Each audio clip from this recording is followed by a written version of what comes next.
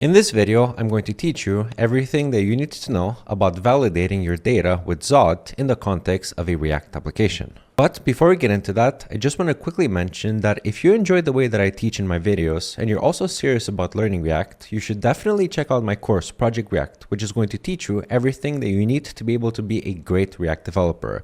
You are going to be building a built and complex application with a lot of moving parts, and you're going to be taught and showed how to do it every single step of the way. It's a course that is totally unique. There's like a custom application that you get to work with that I haven't seen anyone else do, and all the students that have been on the course have been enjoying it and they haven't regretted, and I wish the same for you. If that sounds interesting, it's called Project React and it's going to be the first link in the description. Cool. With that being said, now let's talk about Zod validation in React. Alright, so let's begin. So over here we have Zod.dev, which is the official homepage of Zod. So what is Zod? Zod is, as here you can see, a TypeScript first schema validation with static type inference library. So essentially, you're able to create a schema, define what types of properties your schema has, and Zod is going to be able to validate any data that you pass against that schema and throw errors if it's not valid. And also it has TypeScript first support, which means that you can automatically infer all of the types directly from your schema to be able to use across your entire application. Now, it's important to note that you don't need to use TypeScript to be able to work with Zod. Zod also supports and works very well with JavaScript. However, if you're going through the lengths of actually using Zod to validate your data, I would personally recommend that you also use TypeScript. And for the rest of this video, we are going to be working in TypeScript because it just makes sense and Zod supports it really well. So the first step for us to do is to come here and actually go to the installation. So we're going to click here and let's see, it's going to take us to the installation. And then the only thing that you have to make sure is that if you are working in TypeScript, you have to enable the strict mode in tsconfig.json, which for the most part should already be enabled because most configurations have strict mode enabled by default. But if it's not, check in your tsconfig.json and just enable it. And then we're going to come here and we're going to take our command pnpm add Zod, and I'm going to come here into my editor. Where is it? Open up the terminal, cancel this, and we're just going to install Zod inside of our project. Now that we have Zod installed, I'm just going to rerun the dev server in case that we need it. So we're going to do pnpm dev. And then we have here a working file, which I'm going to start by first showing you the basics of Zod, right? So how to define a schema, how to define individual properties. And then I'm going to show you how you would actually use that in the context of a React application. So where does it make sense as a React developer who's working and building in React to have Zod schemas, right? What should you validate? What should you have a schema for? And what is most commonly used? And what are you most likely to see if you work in React in a real project at a company or some sort of team? So let's begin by just going over the basics of Zod. So over here at the top, I'm going to make a new line, and then outside of the component, I'm just going to import here. I'm going to import Z from Zod like this. Z is going to be what we're going to be used to be able to create a schema. And then here, I'm going to come here and start defining my schema. We're going to keep things simple. We're just going to do a user schema to represent a user that we would have in our application. So let's come here and we're going to do const user schema. And here we're going to do Z, and then if I push dot over here, you're going to see all of the options that we can actually add with Z. And there's a lot of them. This might seem intimidating. You don't have to know all of them, so don't worry about that. But one that we're going to use right now, as you can see here, we have null, we have nullable, we have number, we have object. We're going to use the object property because we're going to define an object to represent our user schema, which is pretty typical. So we're going to select object over here, and then we're going to call it with a parenthesis, and then we have to give it here the shape of the object. As you can see here, this is a Zod raw shape. This is going to define what properties is our user schema going to have, right? What properties is our user going to have? So this is going to be an object over here, and we can come here and we can start defining some properties. Now, before we do that, look at this code right here. This is the basics of Zod. We created a user schema. Usually you call it schema because that's usually related to Zod.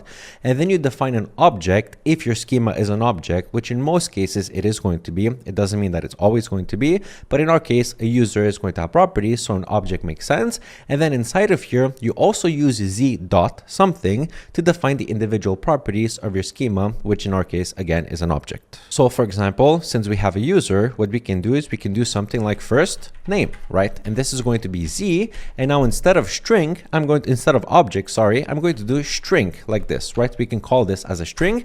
And now we've defined that our user schema is going to have a first name property, which is going to be of type type string, which means that we're going to be able to use this schema and pass any object into it as data, and then it's going to validate and check that that object has a first name property and that we're passing a string as a first name property, right? So that's how Zod works. So for example, we can come here and we can define our user. So we can do const user, and we can make this equal to an object over here. So now remember, I'm doing all of this outside of the component because we're just going over the basics here. Afterwards, I'm going to integrate all of this with React specifically. And here we're going to do something. We're going to do first name, and we're going to pass it here Darius like this, which is my actual real first name. And then if we want to actually check that this user, that this object over here is valid against the user schema, we have to validate and we have to pass the schema to Zod and we have to parse it. And this is how that works. So we can come here and we can do something like console.log, and here we can do user schema and we can do .parse. This is the parse function over here. And then we can pass here our user object like this. What this is going to do is this is going to take our user object, pass it to the user schema, parse it, and Zod is going to automatically validate our schema against all of these properties here. So for now, it's only going to check that it has a first name and that this is of type string. That's all it's going to check. And because our user here has a first name property with a value of Darius, which is a string, this should pass and we should get our actual validation in our console. So let's check. So here I have the application running. We can see cause and solutions over here. If I now open up the console, we can see in our console, we have an object. And if I look at this object here, we have first name and then Darius. The reason we're seeing this object is because our validation passed. Whenever the validation passes, Zod is essentially just going to return the data that you passed into it, and then we're console logging it. So that's what we're seeing inside of the console. If, however, I came in here and instead of Darius, I put a 1 over here, which is a number, which no longer matches string, we should get an error in our console, which we can see if we come here. We have, let's just refresh, we have an actual error, uncaught Zod error, code invalid type, expected string, and received number instead. And the path is first name.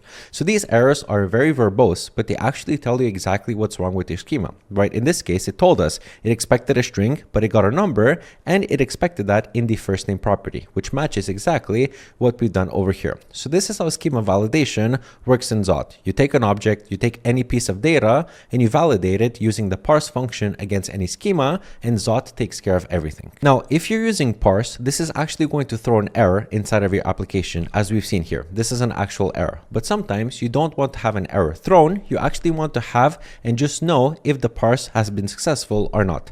And in that case, you would use a different function. You would use safe parse. So we'll come here, we remove this, and we do safe parse, and this is going to do the same exact validation that we had with Zod, but it's instead not going to throw an error. It is going to return to us an object that has a success property or an error property if we have any errors. So let's come back here to our application. Let's reload. Let's make this a little bit like this. And you see now we have an object, we have a success property called false, and then we have an error property over here, which is a Zod error, and we have the same exact error as we had it before. Zod hasn't thrown any error in terms of our application crashing or anything like that. Instead, it just put the error in an object and then put success to false so that we can handle the error at a later point in our code without crashing our entire application.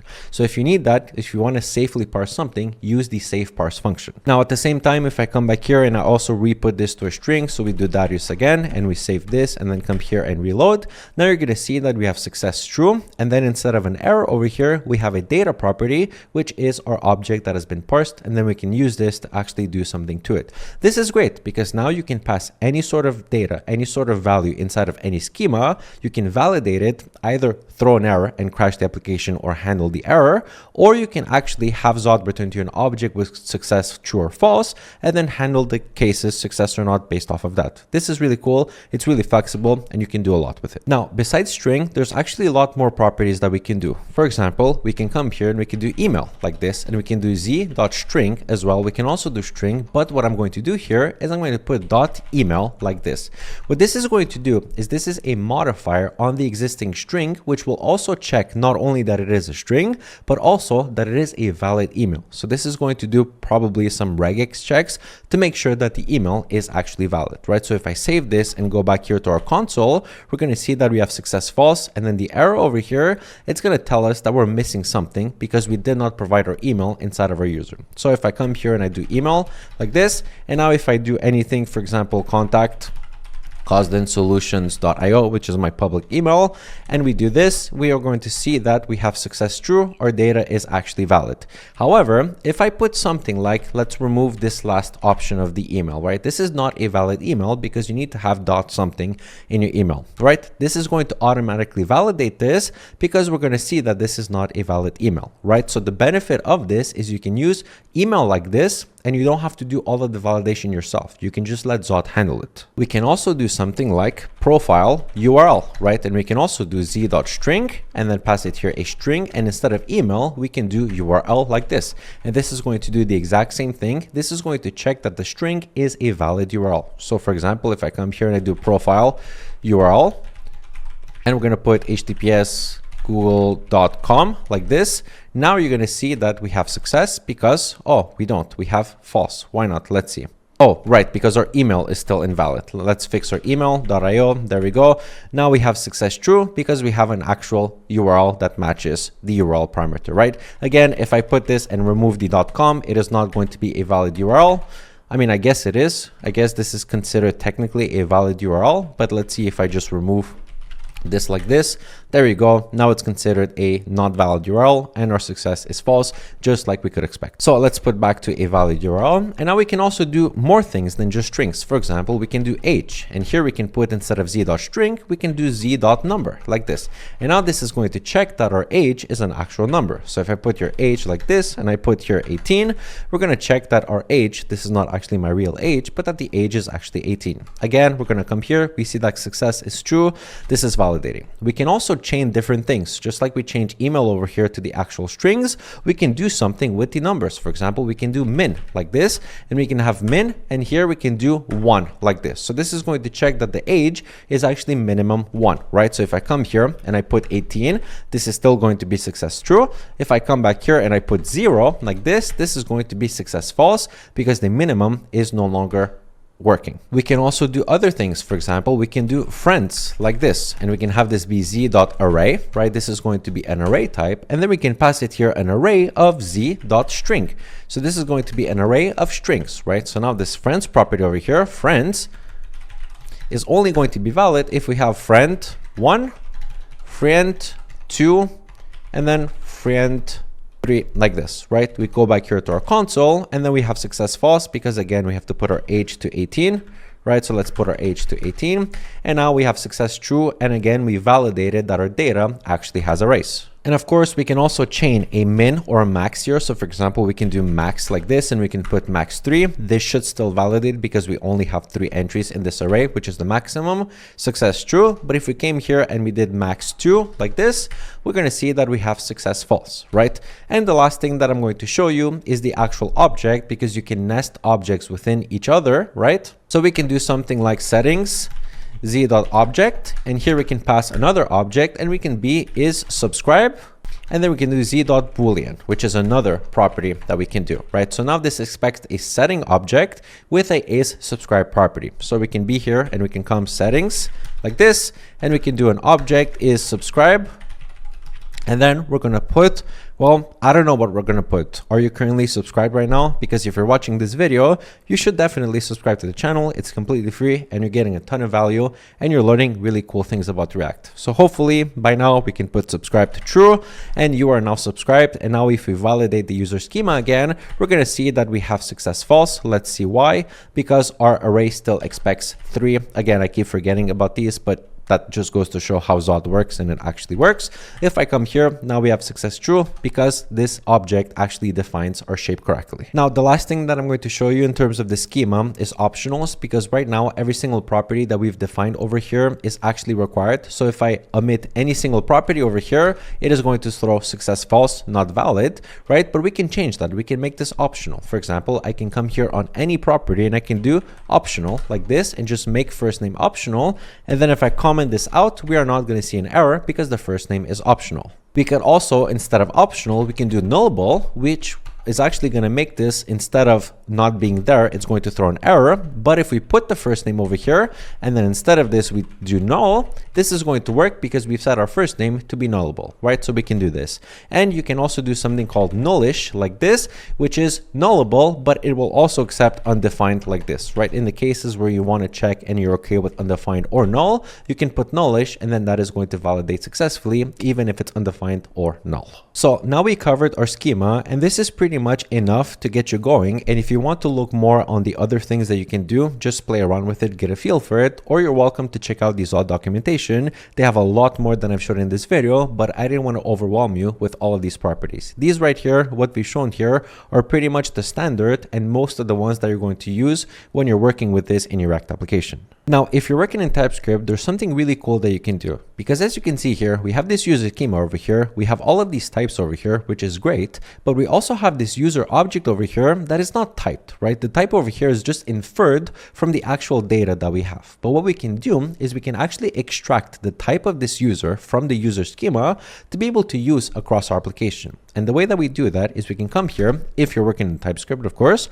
we can do type user, and then we can make this equal to z.infer, and that is going to infer the type of user schema like this, right? And now we have a user over here, which is an actual TypeScript type that is automatically inferred from our schema. As you can see here, we have email, profile URL, age, friends, everything is properly typed. Our settings object is subscribed, it's a Boolean. Our first name, which is optional, string, null, or undefined, right? Everything is properly typed, which means that here in our user, we can actually define this as a user, and we're not going to have any problems. If I remove the first name over here, this is not going to give us any problems. If I remove the email over here, now we get an actual error because the email is a required property on our user object. And this is really cool. I'm just going to put all of these back here. This is really cool because you can define this object, the schema object, anywhere in your application, and then you can extract the type from it and then export this type and use it across your application. And the benefit of doing this is if your backend is also written in TypeScript,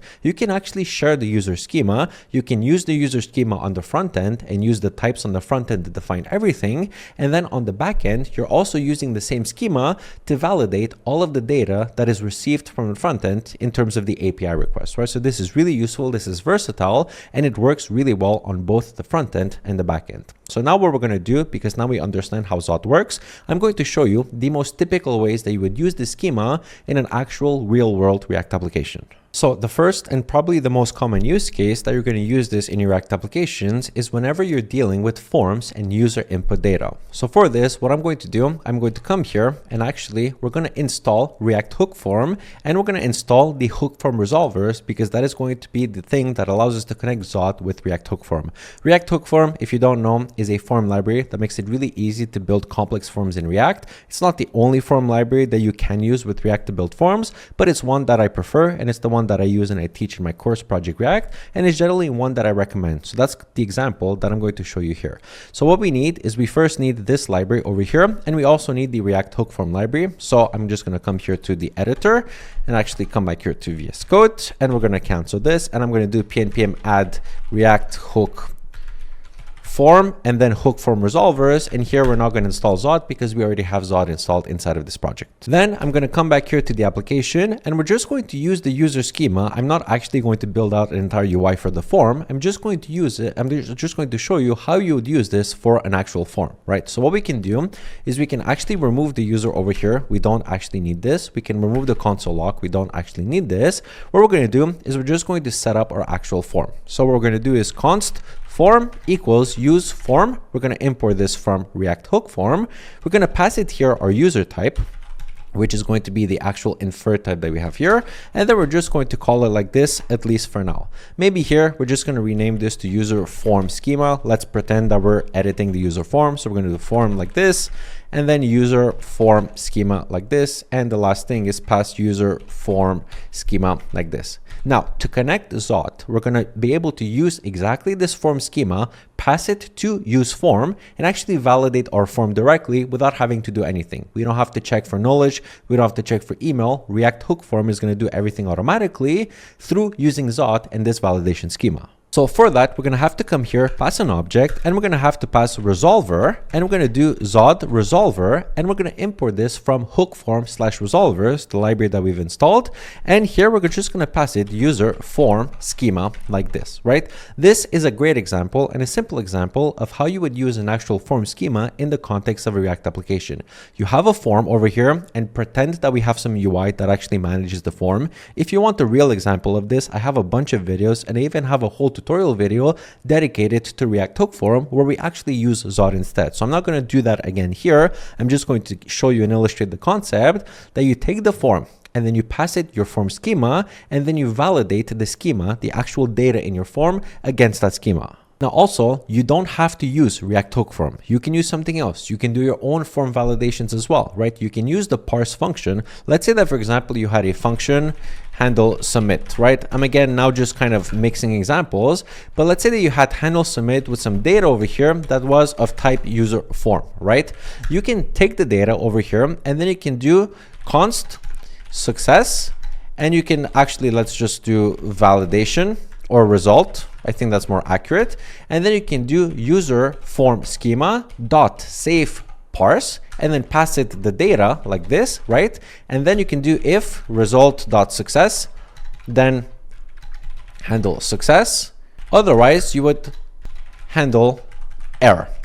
Right? This is pseudocode of what you would actually do. You have a handle submit function that gets called whenever the form is submitted. And if you're doing this manually, you just call the user form schema, pass it the data, save parse it, and then do something if it's successful and do something else if it's not successful. Now, the benefit of using React hook form is that it does all of this for you automatically just by this line of code. You don't have to do all of this manually yourself, right? So that's why I recommend using something like React hook form, because you don't have to validate things yourself. But if you wanted to validate things yourself, then that's a perfectly valid way to do it, and it's a simple way using Zod as your validation library. Now, another example where you might use a form schema like this from Zod to actually validate data, again, any place that you would validate your data is a place that makes sense to use something like Zod. And that example is going to be here an actual API. So let's say that we had a folder over here. Let's call it API like this, and inside of here we had api.ts, and we had some sort of form. Let's say export async function get users, and this function would perhaps take in some filters. Let's say, for example, we have some filters over here, so we're going to do const get users schema like this. That is going to be z. We can import this from Zod.object, and we can do something like limit z.number and then offset z.number like this, right? And we're going to keep these things basic, right? Then we're going to do const, or actually type users filters.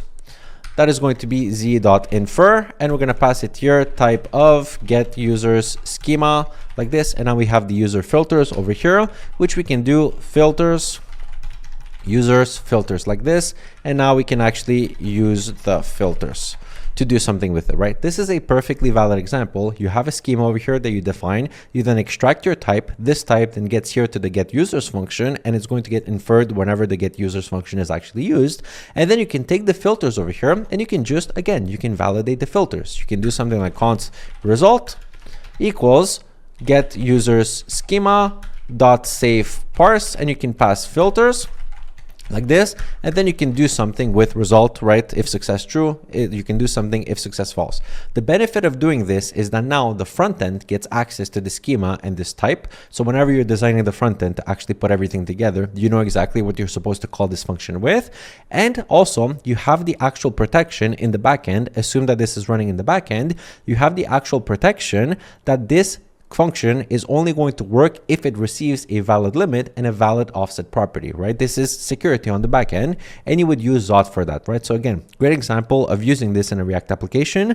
If you have endpoints that you're going to call, use a Zod schema, validate those endpoints, and then in the front end, you have the types, and you can just build your UI to make sure that it validates the schema. And finally, the last thing that I'm going to show you with Zod in the context of a React application is actually something that is really cool and really useful that people don't unfortunately talk about enough. enough. And I'm going to give it to you for free as a bonus because you've watched this far into the video. And that is going to be using Zod to validate your environment variables at runtime in your application. This is something that is super simple, but super useful. So you know how in any React application, you can usually do something like come here to your actual root project and do something like .env over here.